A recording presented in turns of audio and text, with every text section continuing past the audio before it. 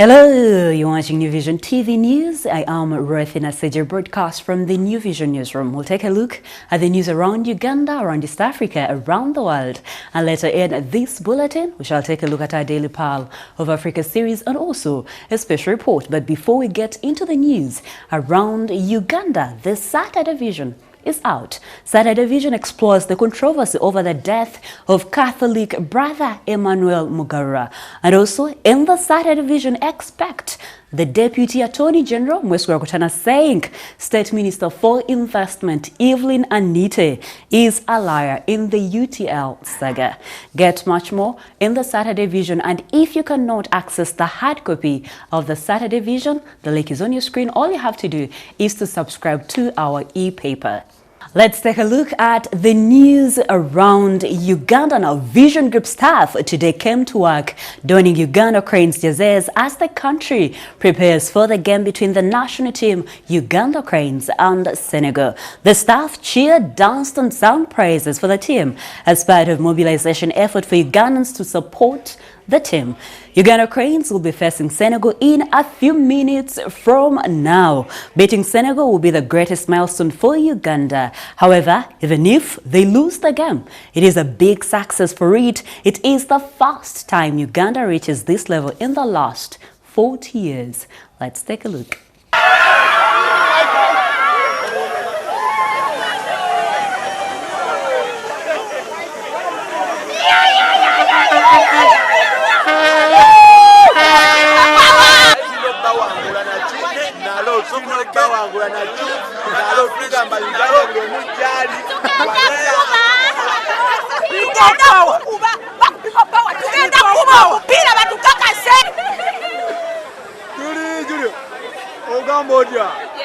Uganda genda kuba meka.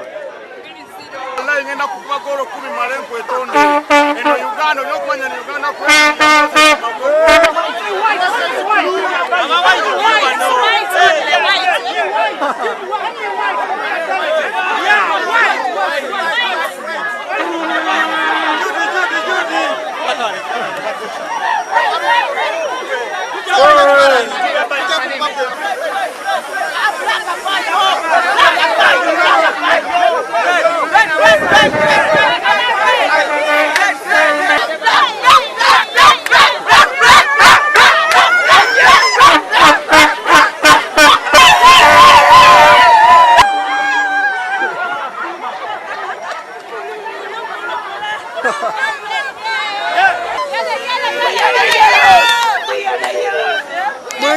Mwenga muri batono.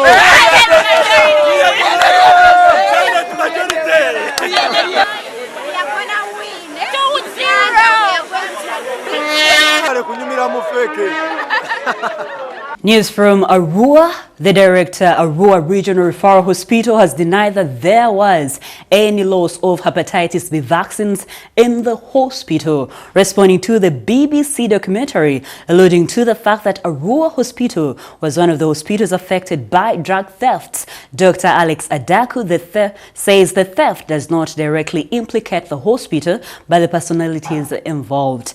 Adaku said the hospital conducted investigations after watching the documentary and found that the person riding the Gavi motorcycle is not a staff of Arua Hospital and that the motorcycle is not a property of the facility. He said the theft involving Jamila Asuru Seka did not take place in the hospital but a place not known to the administration. Adaku said an audit was done after the theft and denied the report that hepatitis B vaccines got lost from the facility. The origin of the vaccine sold are not known to the hospital management. He says the Jamila was a volunteer at the facility.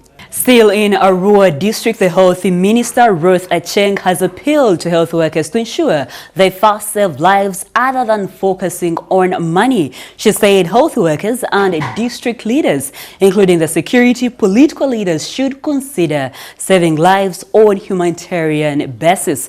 Acheng says health workers in Kasese did a commendable job during the Ebola response and managed the situation without money. She said the health workers workers in Ebola treatment unit in Kasese have not been paid their monies for saving lives, but 21 days later, government got money and will soon pay them. She says the health workers told her that they were working for the people and could wait for money later after they have saved lives. She directed the district leaders to take charge. According to Acheng, the Ebola in West Africa escalated because of the failure in leadership system.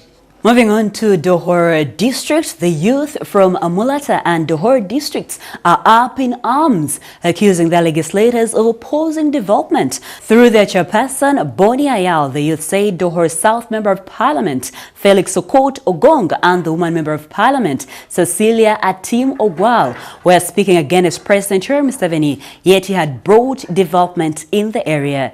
The youth and the MPs are attending a conference at Dohor District Council Hall organized by the Minister without Portfolio, Abdullu Naduli. Ayal says it was cheap politics to say Museveni has done little for Dohoro. Ogongo had earlier said that the NRM votes were going to decline in 2021 if some of the issues affecting the development of his voters and Lango were not addressed by Museveni. Ogoti said he was a strong member of the NRM party, but he has always told facts about what was not going on well in the party. In Masaka district, the planned expansion of Masaka Regional Referral Hospital has been affected by 150 encroachers occupying 5 acres of the hospital land. Construction of the multi-billion shilling Heart Institute, elevation of Masaka School of Comprehension, nursing to university level is among the infrastructure expansion program affected by the encroachment. The hospital director, Dr. Nathan Oyach, says the number of encroachers has grown from 78 to 150 since 2008. He said the hospital owns 40 acres of land, but some facilities were duped into acquiring fraudulent land titles. However, the Masaka Municipality Mayor, Godfrey Kayemba Afayo, is opposed to the idea of evicting the affected families occupying Masaka Hospital land. A report coming in from Mukono District, Uganda Christian University has graduated 1,234 students from different disciplines in its 20th graduation ceremony. The ceremony has been graced by the Archbishop of Uganda, Stanley Tagali, and the Chairperson Land Inquiry Committee, Justice Catherine Bamgamerere, as the chief guest.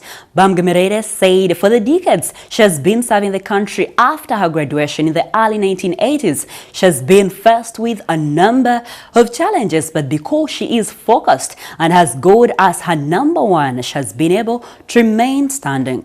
Ntagali asked the graduates to always resist the many challenges that are on their way, including corruption, in a bid to attain early riches.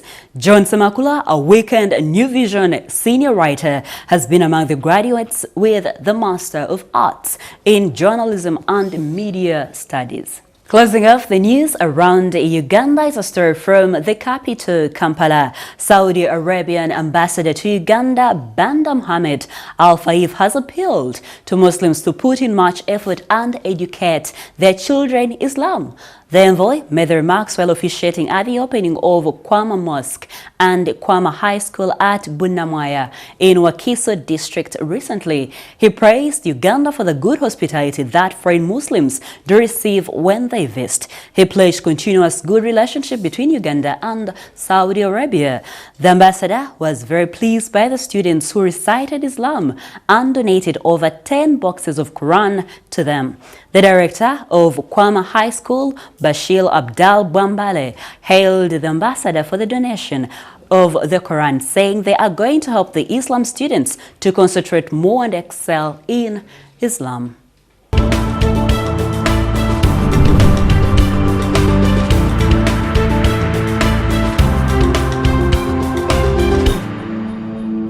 We now take a look at the news around the East African region.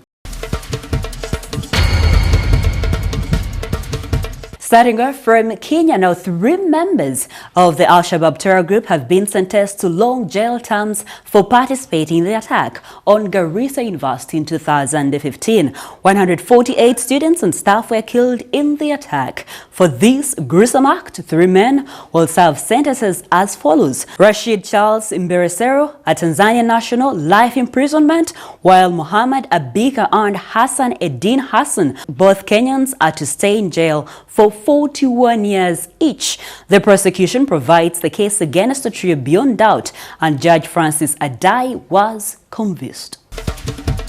In Tanzania, the government has stepped up to destroy mosquito bleeding grounds in different parts of the country by spraying insecticides. Health Minister Wumi Mwalimu, while overseeing the spraying exercise of insecticides in Muchikichini, said this will help counter the spread of malaria and the outbreak of dengue fever. News from South Sudan: an outbreak of measles has been reported and confirmed. So far, 2 children have succumbed to the disease since the first case of measles was reported in March. James Ingo, an official from the Ministry of Health, says by May there were 11 active outbreaks in the country. This has been attributed to the high rates of malnutrition, which makes South Sudanese children vulnerable to infections and complications. Closing off the news around East Africa is a story from Burundi, where opponents of Burundi's government are being subjected to numerous human rights violations, according to the UN Commission. Returning refugees and even Catholic bishops are being targeted, the Commission found, as well as those who refuse to join the ruling party or its youth wing, the Imbonekeruke, which is accused of gang rape and torture.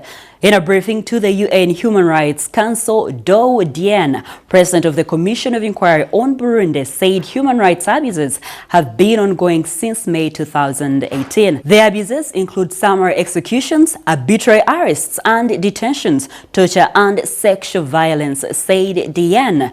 Burundi's ambassador to Geneva, Renovat Tabu, dismissed the allegations as lies from afar away, according to a statement apparently released to the local media. We move on to news around the world. From Sudan, crowds of jubilant Sudanese took to the streets of Khartoum on Friday, chanting civilian rule after protest leaders struck a deal with the ruling generals on a new governing body. Chants of "the martyr's blood has not been shed in vain" reverberated around the same streets where more than 6 months of protests culminated in the landmark roadmap for a new political future after the propoling of veteran President Omar al-Bashir in a palace coup in April. The deal, reached in the early hours of Friday after 2 days of hard-won talks brokered by Ethiopian and the African Union mediators, provides for the interim governing body to have a rotating presidency as a compromise between the positions of the generals and the protesters. The blueprint proposes that a general hold the presidency for the first 18 months of a 3-year transition, with a civilian taking over for the rest. Moving on to Somalia. Somalia has cut diplomatic relations with Guinea after the head of the self-proclaimed Republic of Somaliland visited the West African country. A foreign ministry in Mogadishu has said Somaliland declared its independence in 1991, but is not recognized by the international community, which considers it an autonomous region of Somalia. The foreign ministry, in a statement Thursday, said the government had cut all diplomatic ties after Guinea accorded the protocol of head of state to the leader of a separatist movement. The statement accused Guinea of disregarding callously all the relevant resolutions of the UN and African consensus. News from the U.S. President Donald Trump sang the praises of the U.S. military and American heroes of the first 2.5 centuries Thursday, skirting politics in a rousing Independence Day speech in Washington. What a great country, Trump exclaimed in an address saturated with patriotism and exceptionalism after critics accused him of hijacking the annual celebration. For Americans, nothing is impossible, Trump said. Combat aircraft, including the rarely seen B-2 stealth bomber, flew overhead as Trump scrolled through myriad events of U.S. history, from groundbreaking inventions to battlefield victories. He drew cheers of USA, USA from an enthusiastic rain-soaked audience of tens of thousands on the National Mall in Washington. Trump promised the United States would soon send men to the moon and go beyond to plant the American flag on Mars. Special salute to America. We celebrate our history, our people, and the heroes who proudly defend our flag, the brave men and women of the United States military.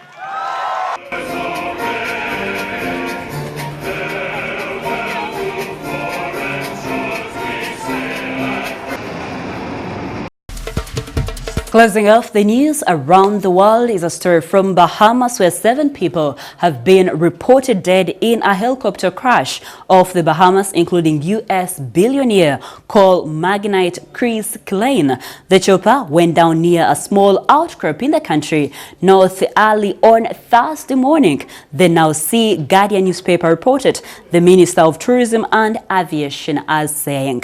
Dionisio da Aguila said the craft has been located and the 7 passengers are still on board. Daglia said the pilot did not ask permission before leaving. That is it for the news around the world. We now take a short break, but when we come back, we take a look at the news in business.